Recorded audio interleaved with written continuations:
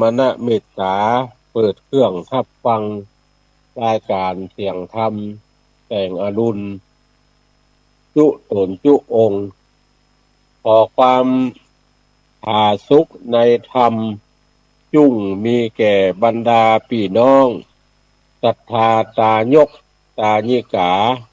หนุ่มน้อยใจยิงทั้งหลายจุผู้นายคนวันนี้มาปะกันในเจ้าวันที่3 เดือนกรกฎาคมพุทธศักราช2569เดือน10เหนือแฮม4ค่ำในนี้เอาท่านทั้งหลายได้เดินทางมาครึ่งปีแล้วเนอะศรัทธาทั้งหลายในปี2569นี่ประเดี๋ยวนี้เข้ามาครึ่งปีคือ6 เดือนกับ3 วันวันนี้ล่ะก็เหลือเวลาแถมครึ่งปีคือ6 เดือนบัดเต็มที่จะครบปี2569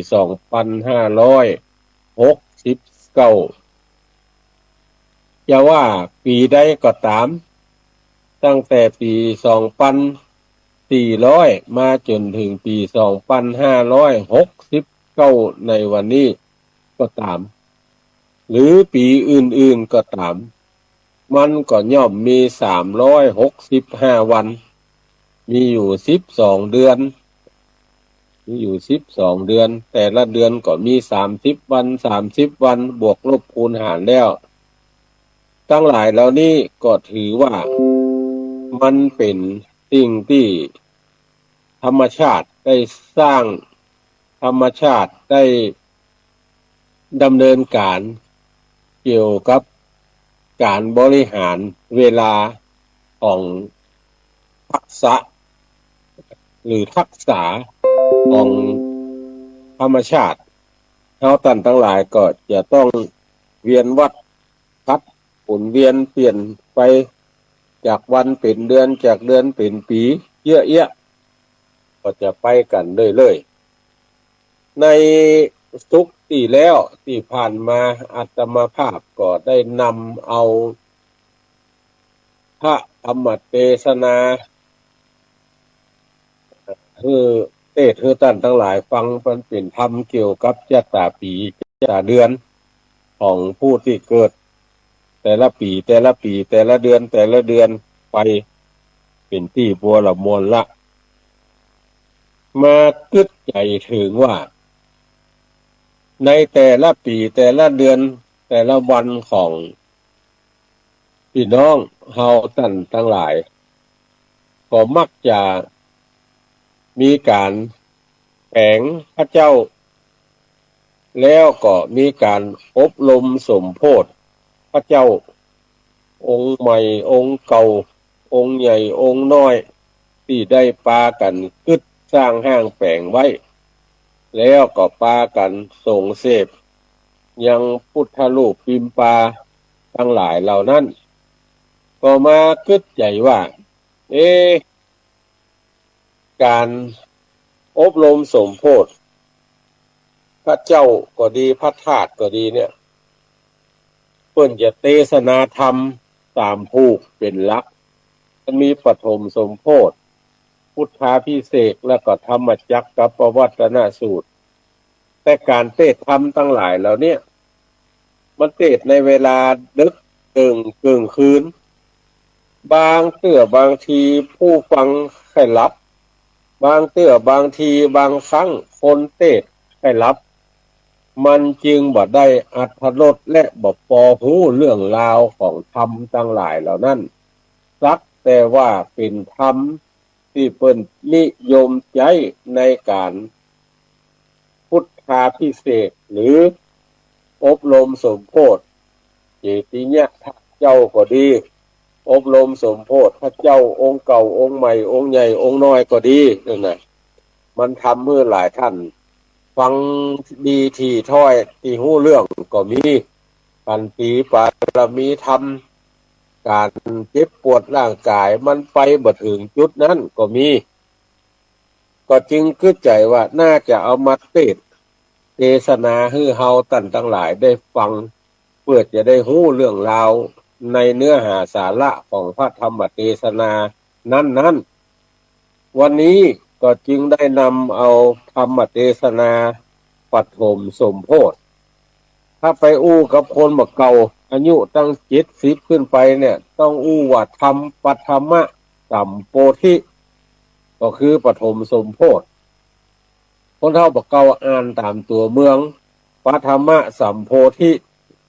เฮาท่านทั้งหลายในคนสมัยใหม่ก็อ่านว่าปฐมสมโพธิมันอันเดียวกันนะแต่ว่าห้องคนละอย่างบ่ได้ปฐมสัมโพธินี่ห้องตามตัวหนังสือเมืองที่เพิ่นเขียนไว้ปฐมสมโพธิอ่านตามตัวหนังสือไทยที่เพิ่นเขียนเอาไว้เนื้อหาสาระของพระธรรมเทศนาผูกนี้จักเป็นไปในทิศทางใดก็ท่านทั้งหลายตั้งอยู่ในอาการอันสงบแล้วก็ปากันรับธรรมเทศนาผูกที่ชื่อว่าปฐมสมโพธิหรือปฐมสัมโพธิเป็นเวลาอันควรสืบไปนะโมตัสสะภะคะวะโตอะระหะโตสัมมาสัมพุทธัสสะอะหั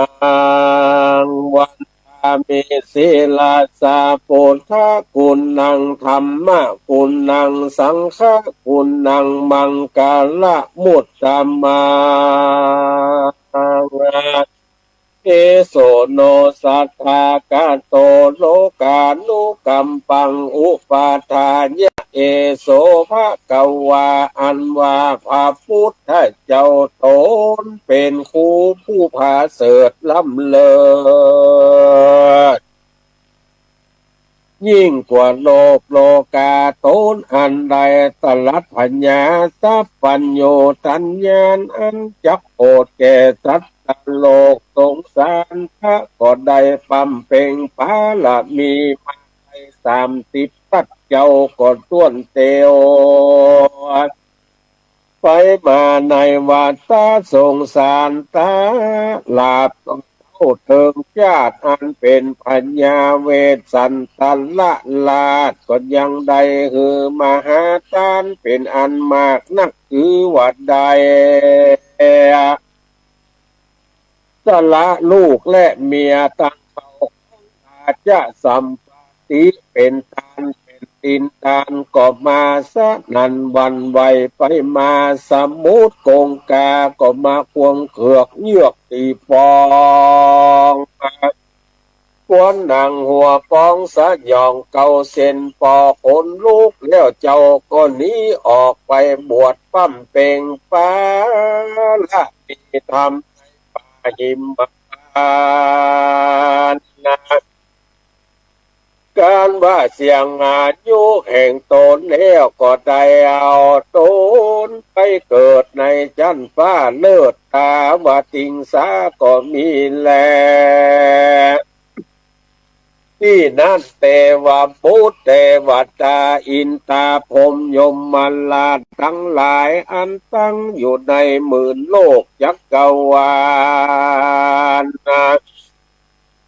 ก็มาผสมจุ่มนมกันอันมีเต้ามหาพรหมเป็นเก้าเป็นประธานแล้วก็ปากันเข้าไปสู่ในเศตุวิมานภาษาแห่งสะบุริสะเจ้าแล้วก็ปากันไว้นบคบยำก็กล่าวกรรมอาลาธนาว่าดังนี้สัมปติสังฆทาปาละมีโยเสสะโตทะนาทาเนนะอัตโตสัมโพธิปาปุนาติสติมหาปุริสะเจ้าตนมีเพียรอันมาบ่น้อยมากนัก เจ้าส่วนวัตาหน้าป่าละมีทำ30ตัดก็ได้ปั๊มเป่งแล้วอันหนึ่งเจ้ากูไข้เฮอเป็นติจังที่เปิ้งแก่โลกทั้งสามผู้ฆ่าทั้งหลายก็ขออาราธนาลงเมื่อเกิดในโลกไตสงสารแล้วก็ปกเป่าขานบอกเราสัตว์โลกหนุ่มเทาได้ตื่นได้มาดูดจินน้ำใจไข่จืนใจบ่ลูกแก่เท่าจะลาคือว่ามหาอมตะเนรปานพอเจ้ากูลงเมื่อเกิดในเมืองคนนั่นเตอะที่นั่นมหาปุริสะเจ้าก็มาพิจารณาเราเล็งญาณยังอาการต่างๆนานาที่จักลงมาเกิดว่าจักพาเกิดมากล้ำเพียงใดมีตนว่าสัมปติสมฤทธิเป็นดีมีเขาของเงินคำคนทั้งหลายบ่รู้คนทั้งหลายบ่รู้ผิดอย่างกันละพิษจากเวรกรรมตั้งหาอันหนึ่งจุมปูทีบก็มีฝนหลังทางตกลงมาเนี่ยแผ่นดินจุ่มเย็นบ้านเมืองจำเริญไปโดยเขาน้ำโปจันนะอาหารบ้านเมืองน้อยเมืองใหญ่ก็หากเต็มไปด้วยคนและแม่ไก่ล่าเติงกันอันหนึ่งก็แดงโดนยังคะกุลพ่อแม่แห่งตนจักลงมาเกิดนั้นบาจักบัวละมวลดีประกอบไปโดยสัมมาทิฏฐิประกอบไปโดยปาละมีธรรมอันใดปั้มเป่งมาตั้งแต่อดีตชาติประการหนึ่งอายุแห่งคนทั้งหลายหากว่ามันยืนยาวตั้ง120 ปีถึง100,000 ปีดังอันพระพุทธเจ้าก็บ่ลงมาเกิดเรื่อนแลก็โดยเหตุอันใดจาผู้มีปัญญาเปิงรู้ดังนี้เตอะในเมื่อคนมีอายุยืนยาวมากนักดังอันปาปกรรมแห่งคนทั้งหลายมีแน่นหนาแม่นว่ารู้สัจธรรมตั้งสี่แจงนักเขาก็บทสลดสังเวชใจเต้ามัวเมาอยู่กับกามกิเลสตัณหาเหตุว่าจะลาเปียที่มรณาบ่พาโกฏแก่คนตั้งหลายเตือเพื่ออันและแม่นว่าพระพุทธเจ้าจักสำแดงยังอริยสัจธรรมตั้งสี่ดังอันเขาก็บอกเข้าใจก็ยังสงสัยว่าอันใดเป็นอนิจจังอันใดเป็นทุกขังอันใดเป็นอนัตตานั้นจะเหตุว่าอายุเขายืนยาวบ่รู้แก่เท่าจะลาทุกขังบ่พาโกฏแก่เขาสักเพื่ออันแลเหตุดังอันพระพุทธเจ้าจักลงมาเกิดก็ยิ่งเล็งดูยังอาการต่างๆและได้เล็งดูยังแม่แห่งตนกันว่าลงมาเอาปฏิสนกามเกิดก็ได้10 เดือนบัวละมวลแล้วกันว่าพระสูตรออกมาได้7 วันผู้เป็นแม่แห่งตนก็จักตายไปหลังอันและพระพุทธเจ้าก็มีความเมตตากรุณาหูอาการแห่งเมตตนแล้วได้รู้สภาวะอันคนทั้งหลายดังนี้แล้วเหตุดังอันก็จริงจักลงมาเกิดเป็นพระสัมมาสัมพุทธเจ้าและกันว่าพิจารณาได้รู้ยังอาการต่างๆดังนี้แล้วก็รับกรรมปฏิญญาณ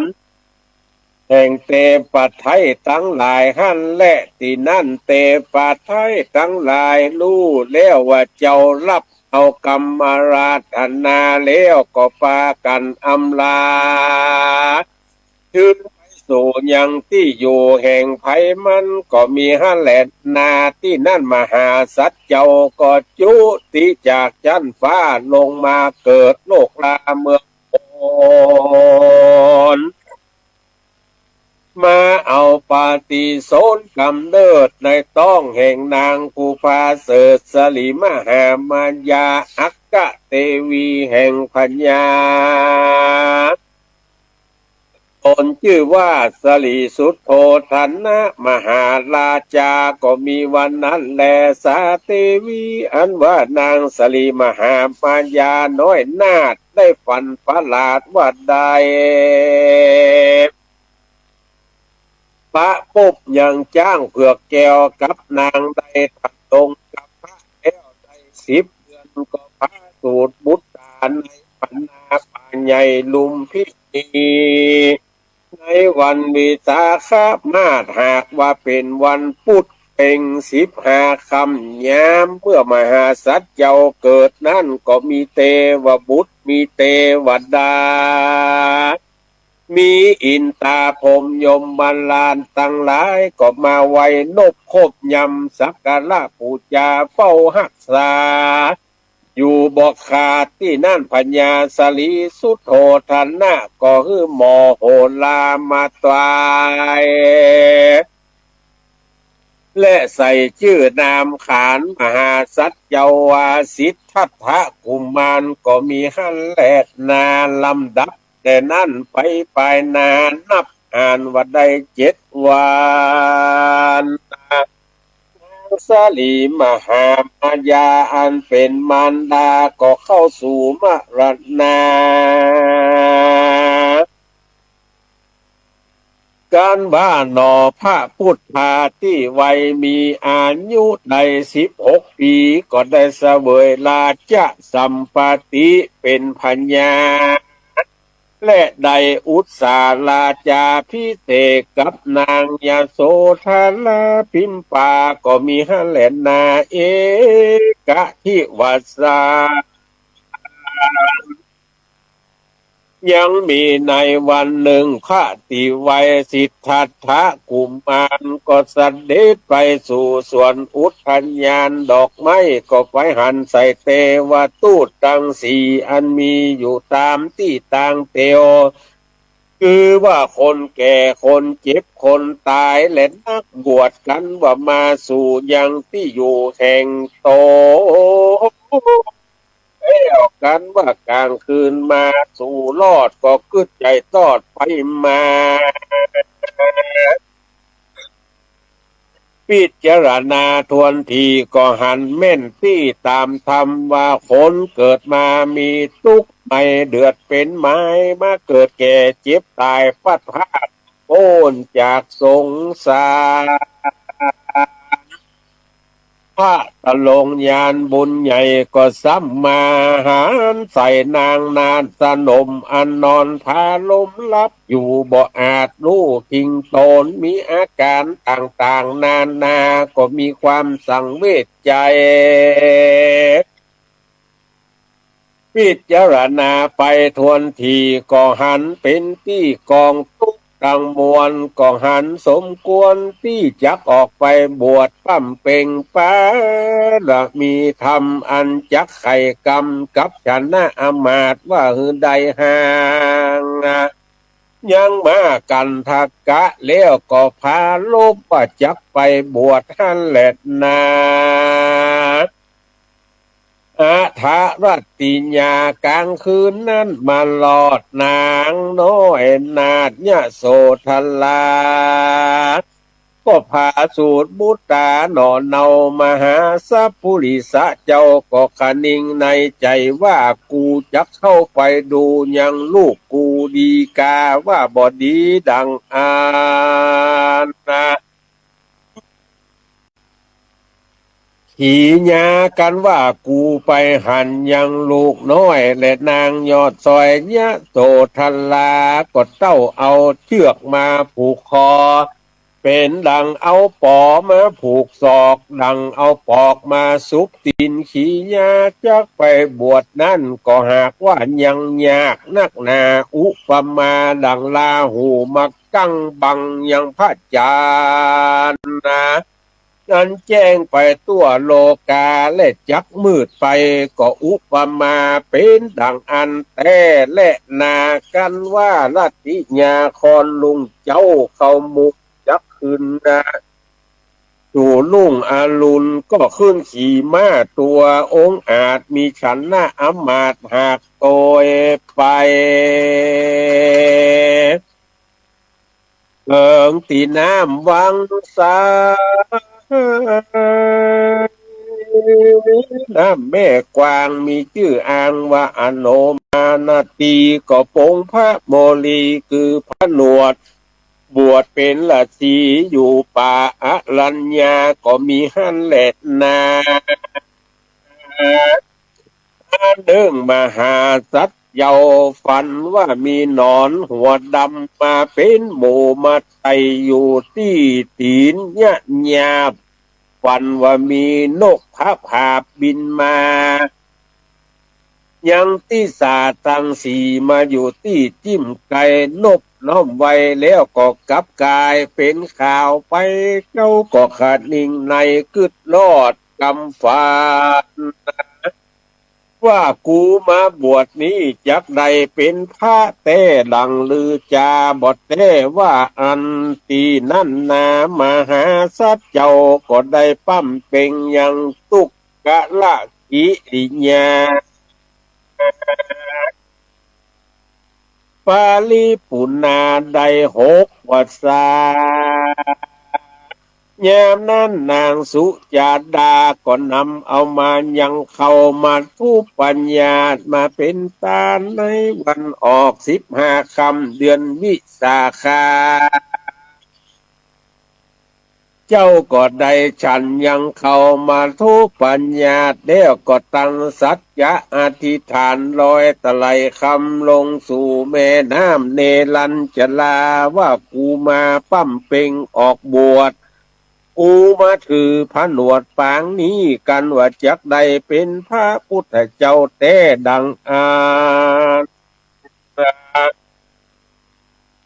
านว่าตะไหลคำใบนี้จุ่งไหลขึ้นไปตามกระแสแห่งน้ำเดตึกว่าอันแล้วก็เอาตะไหลคำใบนั้นต้อ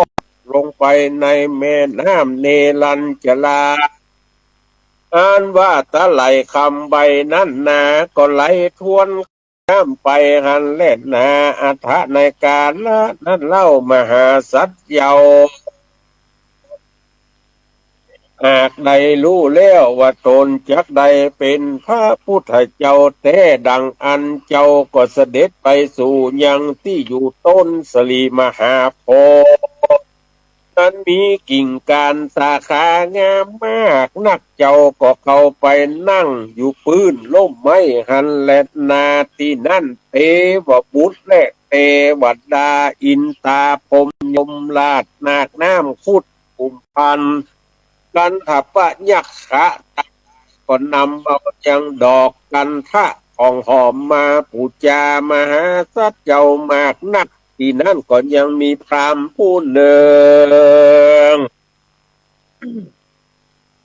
มีชื่อว่าโสทิญะพราหมณ์ก็ได้นำเอาคาเขียว8 กำมือมาถวายเป็นตาลพระตะหลงยานก็รับเอาคาเขียวแล้วก็เอามาปูนั่งก็ได้กายเกิดเป็นเต้นแก้วสูง8 ศอกก็มารับออกมารับยังมหาสัจเจ้าแล้วมหาสัจเจ้าก็นั่งไหว้นาไปสู่ทิศหนวันออกเจ้าก็มาพิจารณาเธอปัจเจเวคณาอันเป็นโบราณจารีตแห่งพระพุทธเจ้าอันจักมาตัดสรู้เป็นพระสัมมาสัมพุทธเจ้ามาแต่ก่อนก็มีหันและนาตา ะบิงคันเนในขณะยามนั้นก็ยังมีเสนามันบาไปผู้เนือง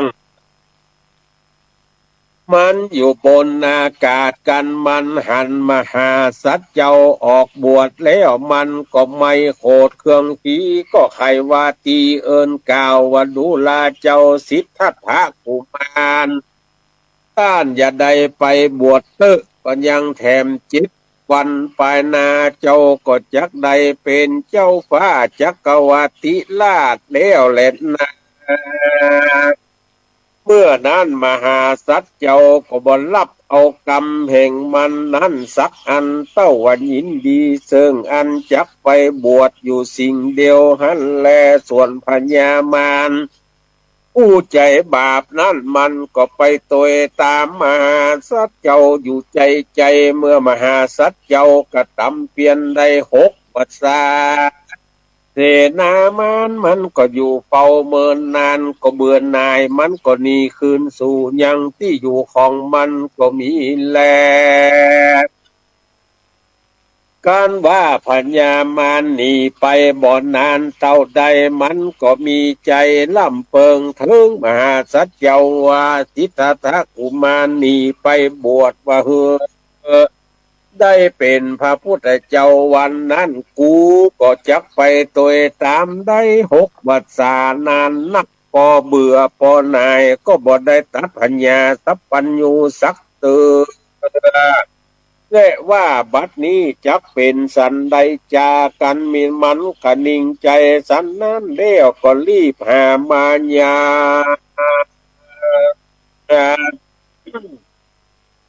พระพุทธเจ้ามันก็ได้รู้แล้วแลหันยังมหาสัตว์เจ้าได้ตรัสรู้แล้วก็นั่งอยู่เหนือเต้นแก้วปันลังการเสนามันก็กล่าวว่าดูลาสิทธัตถะแก้วนี้นะแก้วอันนี้นะก็หากว่าบ่ใจของดีวิเศษแต่อันใดต้านจุนีไปเร็วปันรีบเตอ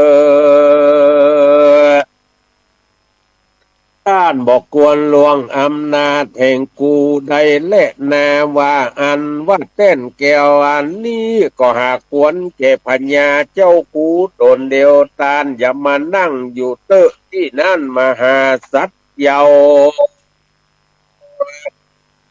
ก็บ่ปากบ่จาก็เต้านั่งอยู่ตามปกติอันและที่นั่นเสนามานผู้ใจบาปมันก็ยินโคตรไม่นักนาโกธามันก็สัญญาเปล่าร้องสันนันก้องดินดาว่าต้านทั้งหลายเฮ้ยอันเป็นเสนามายุกันเข้ามาสู่จุ่มนุมกันอาวุธไออาวุธมันก็ควรพึงสะพึกพืชจะเบิ่งขัวมากนักอันก็มาถือเอายังอาวุธทั้งหลายพญามารนำหน้าเสนามารว่าตามหลังเป็นขบวนยาวได้12 โยชนะอันมาขนาบคางได้12 โยชนะมีขอบฟ้าจักรวาลเป็นแดนนะปลายบนนั้นนะ9 แสนตายต่างก็หมายจักไปลบจักไปเกณฑ์ขนาบเอาเต้นเกี่ยวปันลังการแห่งพระตะลงยานที่ไปหันแลยามนั้นเทวบุตรเทวดาตั้งหลายก็ได้รับความเดือดร้อนมากนักก็เต้าว่ามีแต่มหาสัตว์เจ้าตนเดียวอันจักมาโปรดได้ภาพมันตั้งหลายคันและสเปญขากุมพันธะผูตามาเตตาตาในกาลนั้นเสนามานตั้งหลายมวลหมู่ก็ปากันเนลมิตรยังกาญะอินทรีพังไล่ควนปืดสะเบิงกลัวมีมือถือหอกดาบหน้าไม้ปาดปืนไฟและโกงธนูปากันโห่ร้องกองสนันดินดานจุมหมู่มานมากเข้าเวทล้อมมหาสัตว์เยา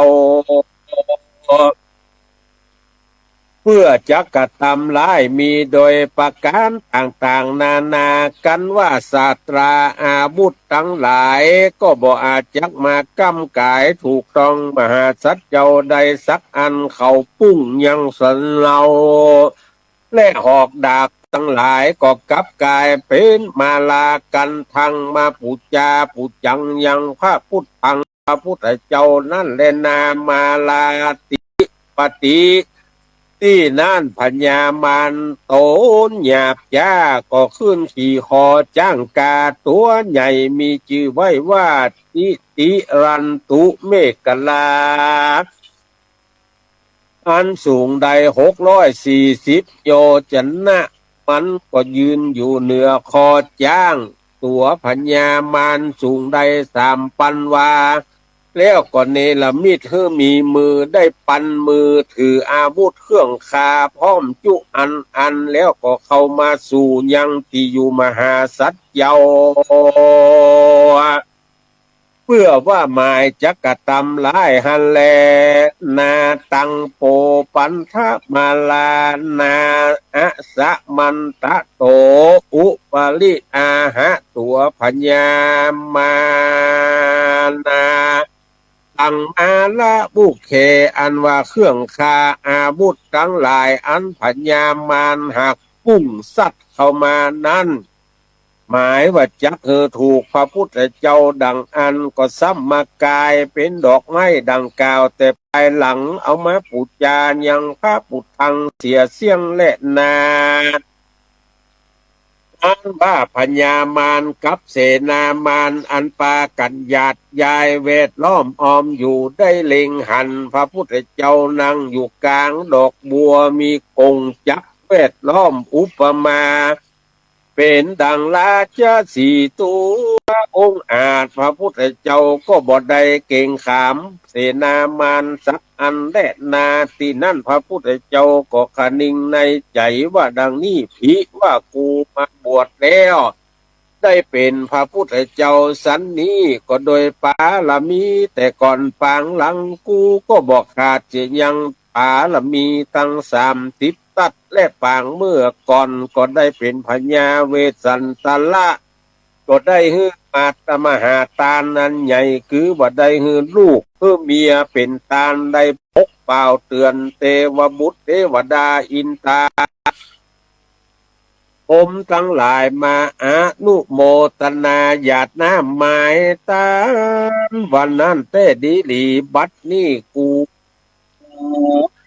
ก็ได้เถิงสักขีแล้วดังอันคอจุมาเป็นทิพญามาเนื้อแก่เราเด็ดเตออันว่าเต้นแก้วนี้ก็บ่ได้มาผ่าแป้พระโจรยังผู้กะละผู้ใดผู้หนึ่งก็บ่มีเต้นแก้วอันนี้หากเกิดมาด้วยบุญญาสมปานแห่งเราแต่และในเมื่อพระพุทธเจ้าลำเปิงดูสันนั้นส่วนอันว่าแผ่นดินนาก็พาโกดเป็นดังจักมีวิญญาณบ่ปอเนินนานจ้าก็มีนางหนุ่มนาผู้หนึ่งมีลูกอันงามมากนักก็หากว่าบุญออกมาแต่แผ่นดินแล้วนางผู้นั้นก็กล่าวว่าดูกะลาเจ้าตนมีบุญสมปานอันมากนักอันว่าน้ำหยาดอันเจ้าได้ฮือตานวัดผูอันใดก็ดียอมจับตกลงมาถูกหัวตูคาทุกเมื่อเต้ดีหลี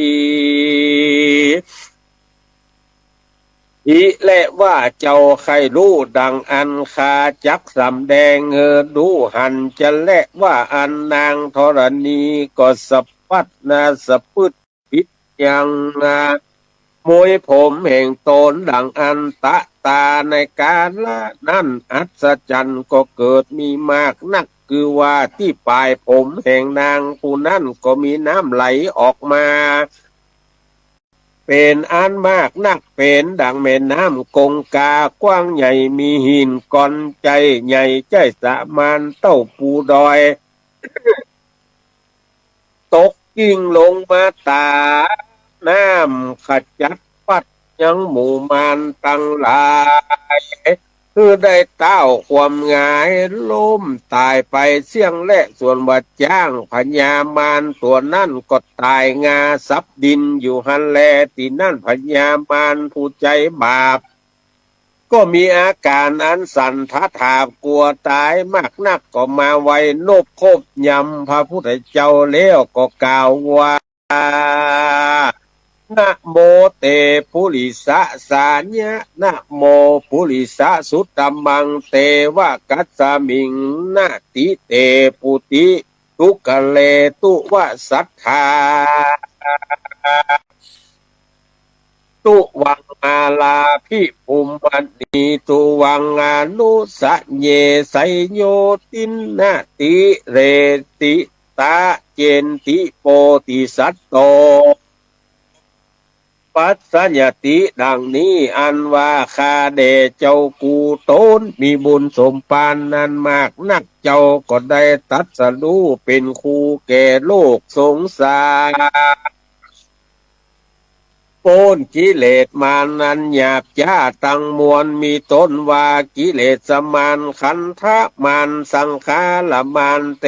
วบุตรมานเตวดามานมัจจุราชมานสัพพมานตังโม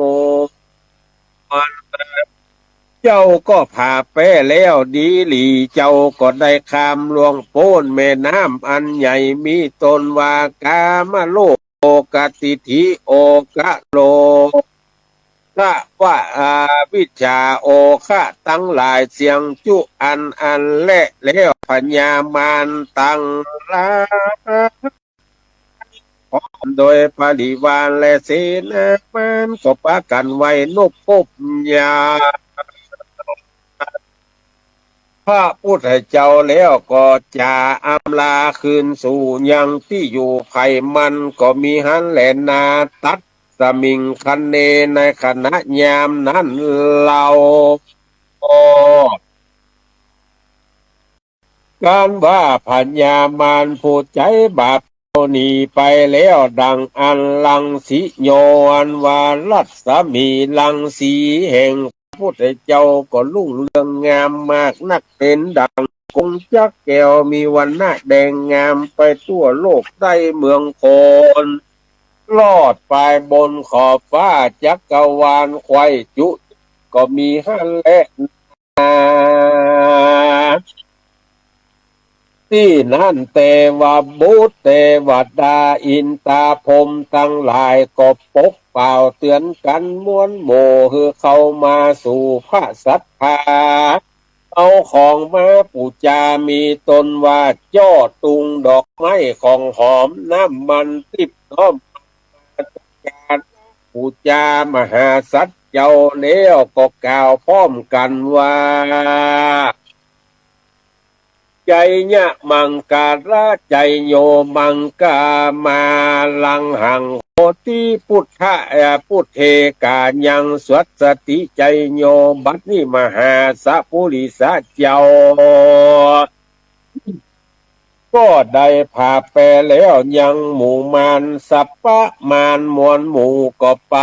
นี่ไปการแก่พระพุทธเจ้าแล้วและที่นั่นมหาโอม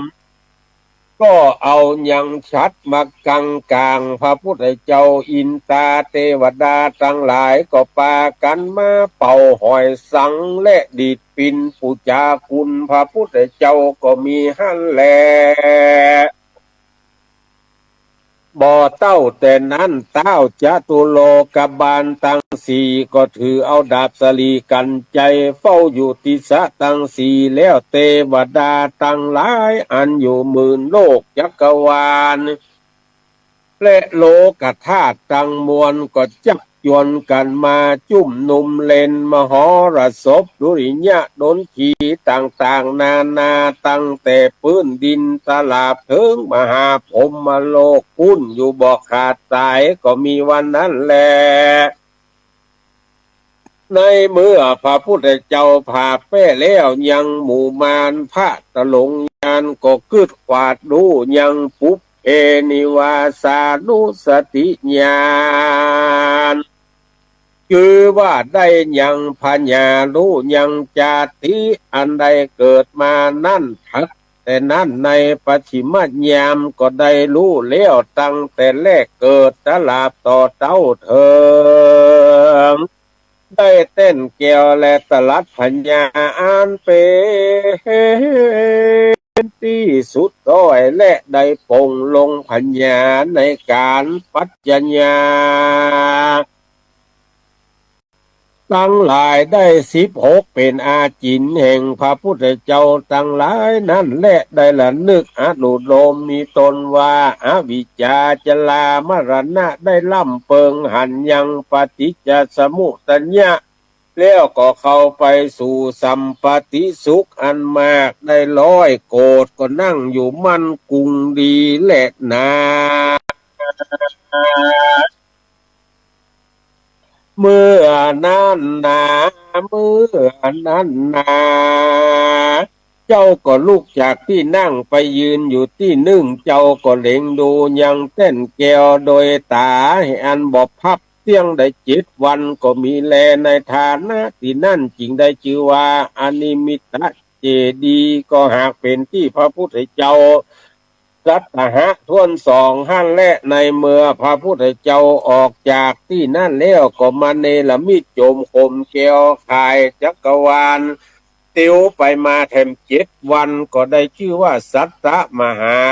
ทวนสาม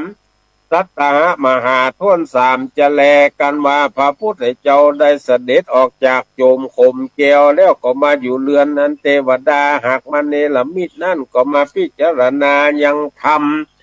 อันชื่อว่าปิตกะทั้ง3แล้วก็จิ้งได้ชื่อว่าสัตตหะทวนสี่ก็มีแลที่นั่นพระพุทธเจ้า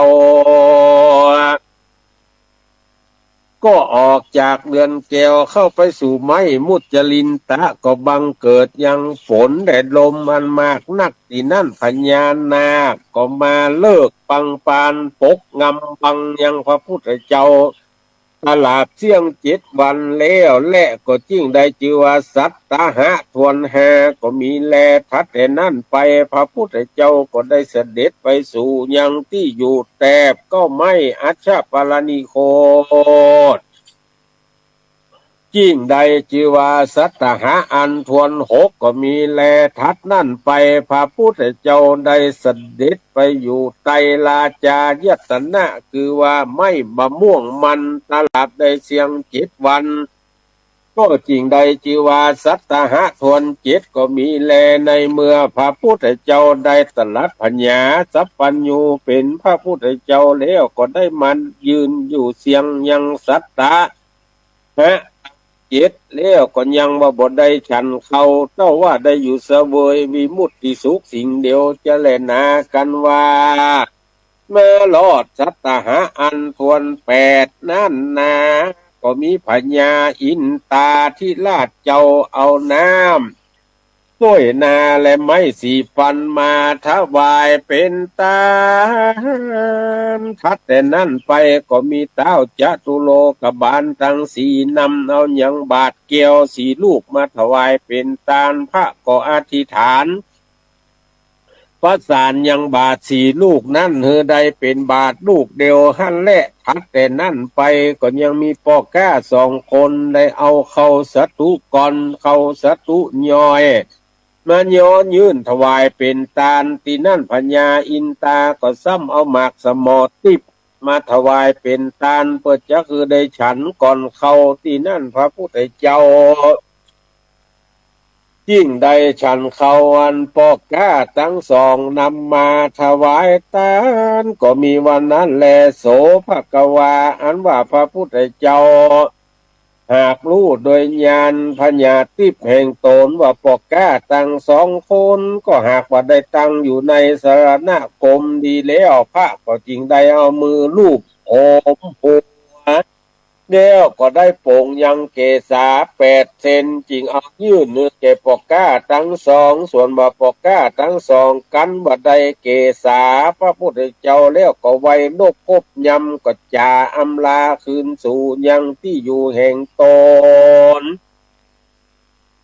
ก็มีวันนั้นแลศรัทธาอันว่าพระพุทธเจ้ากันว่าได้ตรัสปัญญาสัพพัญญูตัญญาแล้วกันว่าอยู่ยังครบถ้วนไขว้สัตตรัตนะมหาได้7 วันก็มาลำเปิงดูอย่างธรรมจารีแห่งพระพุทธเจ้าจุตนจุองค์มาแต่ก่อนก็ได้รู้โดยปัญญาทิพย์แห่งตนว่าควรไปเทศนาธรรมจักกับปวัตตนาสูตรแก่อุตตกาลตีและอาลาลตีเตว่าอันแล้วก็ได้รู้มาปลายลูนว่าเจ้าละสีตั้งสองได้จุติตายไปก่อนนาแล้วดังอันพระก็กนิ่งใจว่าควรจักไปเทศนาธรรมมือแก่ปัญจวัคคีย์ตั้งหาโตนั่นเตออันมีอัญญาโกณทัญญะพัทธิยะวัปปะมหานามะอัสสสินั่นแลกกันว่าพระกนิ่งใจสันนั่นแล้วพระก็เสด็จไปสู่ประเทศเขตพระตั้งหลายฝูงนั่นพักอยู่หันแลที่นั่นเจ้าภิกขุทั้งหลายกันว่าพระพุทธเจ้าเสด็จมาแต่ไกลก็ปากันอู้จาไขกล่าวซึ่งกันไปมาว่าอาบุโสดูกันลาเพื่อนเจ้าเราทั้งหลายเฮ้ยหนุ่มเทาวันว่ามหาสมณะโคดมเจ้ากระทำเปลี่ยนกันว่าจักได้ถึงสัพพัญญูเจ้าว่าอันบัดนี้ลอยได้ถึงมักกะพละอันใดอันหนึ่งสักอันก็ยอมมีจะแลนาเหตุนั่นเราตั้งหลายก็อย่าว่าไปรับไปตอนเตอะเราตั้งหลายจักได้รู้ว่าปลายลูนบญญาจะแลนาโสภกวาอันว่าพระพุทธเจ้าญาตวาก็หากรู้จุเยืองถอยกรรมมันพระตั้งหลายกล่าวกี่ญาแก่สันนั่นนาการว่าเสด็จไปรอที่นั่นอันว่าเจ้าภิกขุตุ่มเทาทั้งหลายนั่นก็ปาการเข้าไปไหวนบคบยำแล้วจากกรรมมาถามถ้อยว่าดูลาเป็นเจ้าอาวุโสดูลาเจ้าตนมีอายุพัดตังมักว่ามีสภาพว่าอันหาทุกและเปียที่บทใดยังมีแก่เจ้าอันจะลือภาการนึ่งวิริยังนั้นว่าความเปลี่ยนนั้นว่าเจ้าได้ปั้มเป่งมานั้นยังบัวละมวลแล้วสันใดนั้นจะศรัทธาอันว่าสัพพัญญูพระพุทธเจ้ากล่าวว่าดูกลาท่านเจ้าทั้งหลายอย่าได้มากล่าวซึ่งเราเตอะบัดนี้เราตถาคตก็หากว่าได้ตรัสปัญญาเป็นสัมมาสัมพุทธเจ้าแล้วแหละได้ถึงที่พระเสดจีญาอันบังเกิดปาฏิสนธิอันนี้เหตุว่าเราได้ปั้มเป่งมานานมีพระมารว่าได้สี่อาทรงไข่ปลายแสนมหากับตลาบมาถึงจาดนี้ก็เป็นปัจฉิมวิภาวิกะปังสุต้อยแก่เราตถาคตแล้วแลที่นั่นพระพุทธเจ้าก็นำมายังภิกขุสังฆะตั้งหลายฝูงนั่นไปสู่ป่าอิสิปตันนะมิขัทธาญะวันนั้นมีในเขตเมืองปาลาณสีพระพุทธเจ้าก็สอนพระสังฆาหนุ่มเทาตั้งหลายเฮือหนีไก่จากบาปเวรกรรมเฮือได้ไปสู่พระนิพพานอันเป็นอามัตตะนิยะยิ่งนักก็ดับยังทุกข์และโทษทั้งมวลในจิวานิโรธสัจจะอันประกอบไปโดยมรรคผลสัจธรรมทั้งสี่ที่พระตถาคตได้ตรัสรู้เป็นสัพพัญญูอนุตตโรสุธรรมเมสุอันบ่ได้เรียนมาแต่ก่อนก็มีหั่นแลที่นั่นพระพุทธเจ้าก็ได้เทศนาธรรมจักรปวัตนสูตรลำดับปริวัติมีอาการ32,000จักรวัตนสูตรเหมือนดังรถล้อเกวียนเหตุนั้นนะ ก็ยิ่งได้ชื่อว่าธรรมจักรกับปวัตนสูตรเพื่ออันแลนนาปาวติเตจะปานาภากวาธรรมจักเกภุมมาเทวมนุษย์สเวสูงภกวาอันวาพระพุทธเจ้าก็ปวัติเตศนาฮือเป็นไปแล้วยังธรรมจักกับปวัตนสูตรที่นั่นเทวบุตรเทวดาอินตาพรหมยมมาลาพูดหนักน้ำปรมัยไอส่วนพร้อมตั้งเจ้าภิกขุหมายมีอัญญาโกนทัญญาเป็นประธานก็มีใจบ้านจมชื่นปากันขาบไว้อัญจุลีสาธุการมีกองเกิดมียามนั้นบ่เต้าแต่นั่นแผ่นดินอันนาตังคะญาว่าใด240,000โยจันนาอันกันนาก็ร้องกองบันไหวไปมาแม่นว่าเขาสิเนลุลาดได้มหาสมุทรสากรก็มีอาการอันความเขือกเลือกตีฟองมากนักโตกะธาตุตังโมก็ร้องกองบันไหวไปมามีรัตมีอันส่องแจงลุงเรืองไหลไปเสียงจุกั้มจุปายยามนั้นการว่านาเทวบุตรเทวดาทั้งหลายบางที่บางคนมนุษย์ชาติก็ได้เถิงงานยังป่าละมีธรรมเทียงไฟมีพระเพทว่าโสดาสกิตากาอนาคาตามบุญสมปานแห่งตนอันได้กัตตาที่การมาแต่ก่อนก็มีวันนั้นมนยาจะแลดนาอันว่านัญญาปัญจวัคคีย์ตั้งหากันว่าได้ฟังยังธรรมจักรปวัตนสูตรวันนั้นได้ถึงยังอละหันติอละหันตาโสตาปฏิภละตามบุญสมปานแห่งตนเดียวดังอันในป่าอิสิมิคทายวันที่นั่นเจ้าก็ไปจาริกสั่งสอนธรรมเมื่อแก่เจ้าโลกได้รู้ตัวกันก็มีประการดังกล่าวมานี่แหละนาโตตุจนะสัพพุริสะทั้งหลายได้ฟังยังธรรมที่ว่าปัทมสัมโพธิกถาอันพระพุทธเจ้าโกตมะหากได้ปั้มเป่งมาเป็นปางที่สุดซ้อยลาตลาดได้ตรัสพญาสัพพัญโยขอต้านทั้งหลายจุ่งนำไปพิจารณาดูทีเฮเมนที่กองทำได้ปาการเว้นจากกรรม5ประการคือว่าบ่ฆ่าสัตว์บ่ลักทรัพย์บ่ประพฤติผิดในกามบ่จุร้ายมุสาบ่ดื่มกินสุราเมลัยน้ำเหล้าก็เตียงว่าจะเข้าไปสู่เวียงแก้วยอดมาตามหาเนลปานตาปู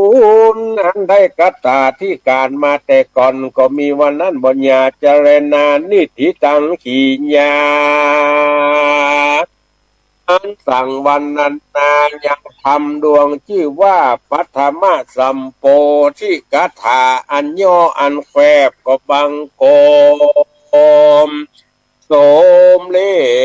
สเด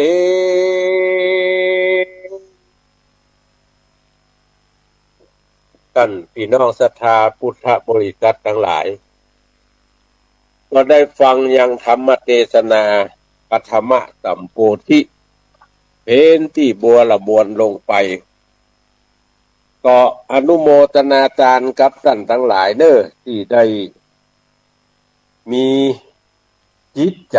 อันดีอันงามได้ฟังพระธรรมเทศนามาโดยตลอดก็ขอบุญกุศลที่ท่านทั้งหลายได้หอบยับปั่มเปงมาตั้งแต่อดีตกาละปางก่อนแล้วทรงยู่เฮือทั้งหลายได้อยู่ดีมีสุขมีอายุมั่นขวัญยืนอยู่ก้ำจูดูยังวระพุทธศาสนาไปใจ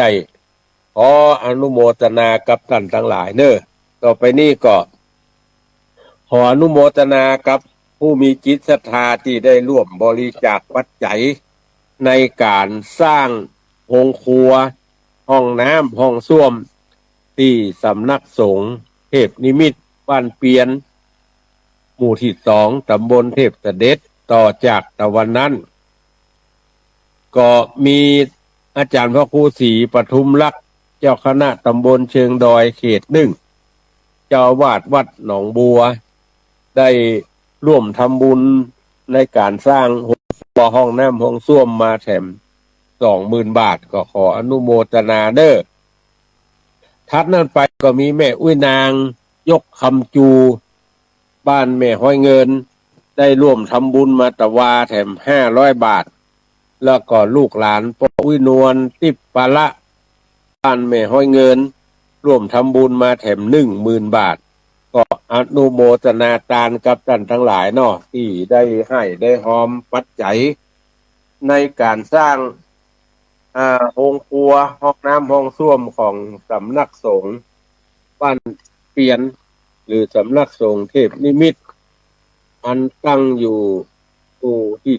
2ตำบลเทพเสด็จก็ได้ไปปกสร้างห้างแปลงจุ้ยเพิ่นก็อนุโมทนากับท่านทั้งหลายที่ได้ให้หอมกัน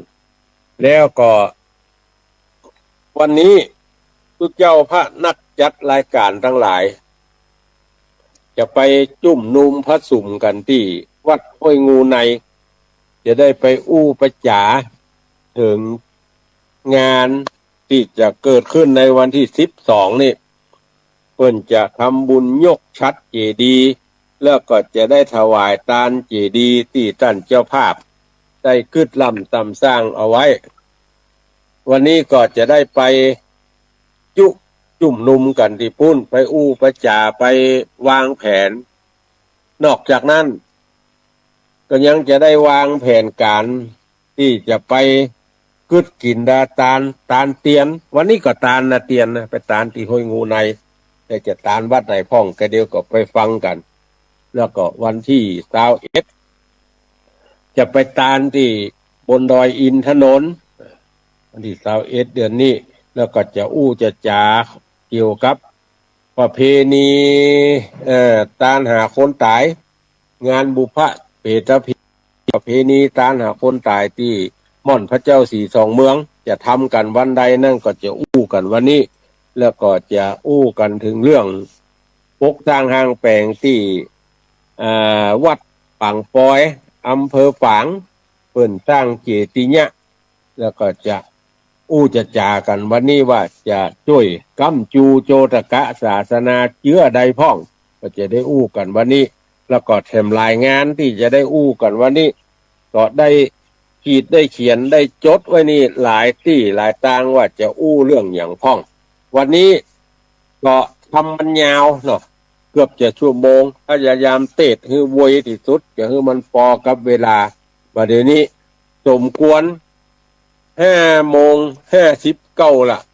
ก็จะต้องเลิกลาจากท่านทั้งหลายไปก่อนเพราะว่าจะต้องเดินทางไปห้วยงูใน6:00นี่ก็นัดคนขับรถล่ะทุกเจ้าทั้งหลายที่จะไปก็ที่อยู่ไกลก็นัดกัน